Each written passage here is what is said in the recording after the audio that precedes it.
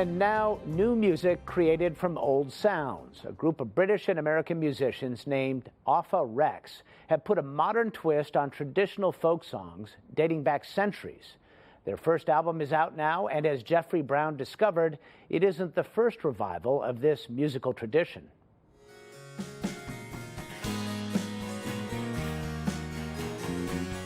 At this summer's Newport Folk Festival, an early English ballad called The Queen of Hearts.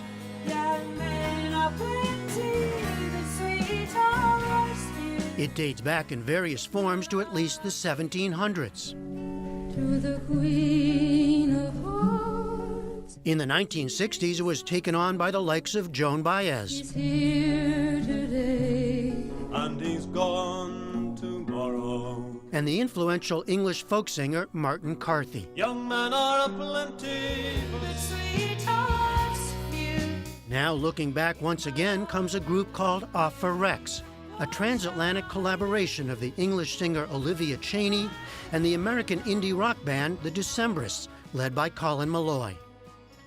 First thing is my love of old folk songs, and particularly narrative songs. The melodies, the focus on the voice and the story. That really simple approach, sort of like really rudimentary rock ideas being brought into these centuries-old songs. The Decemberists formed in Portland, Oregon in 2000 and have put out 7 albums to date. Olivia Chaney is a classically trained singer who plays several instruments.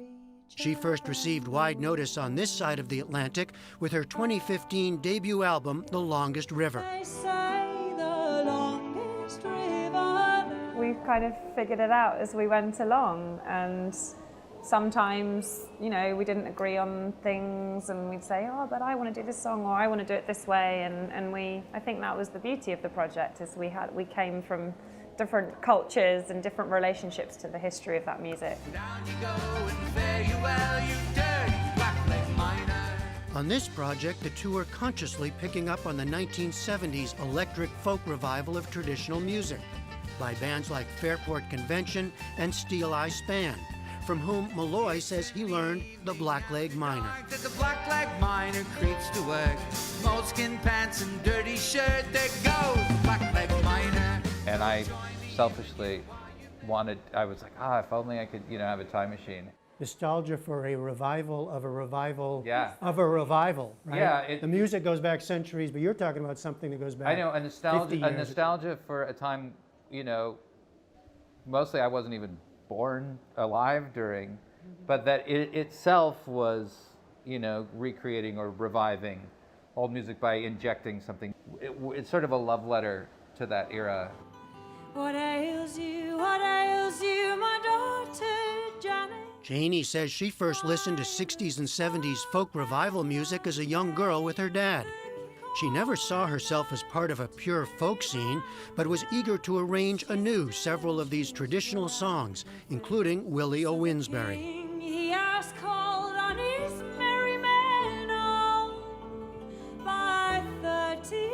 When I sit down and try and arrange a song, as I did for this project, I'm never trying to sound like any of those singers. I've learnt from them, absolutely, but when I arrange something, I'm really trying to get to the essence of that song. But also, I think I am trying to make them a bit more contemporary.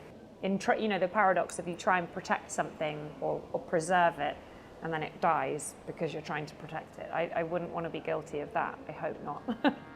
The first time There was one lovely surprise on the album, to this listener at least. ever I saw your face. First Time Ever I Saw Your Face, best known in the famous Roberta Flack version. It was actually written by British folk singer Ewan MacColl, looking back to ballads of old. At Newport, Olivia Chaney performed it solo, playing an Indian harmonium. I command my love. Old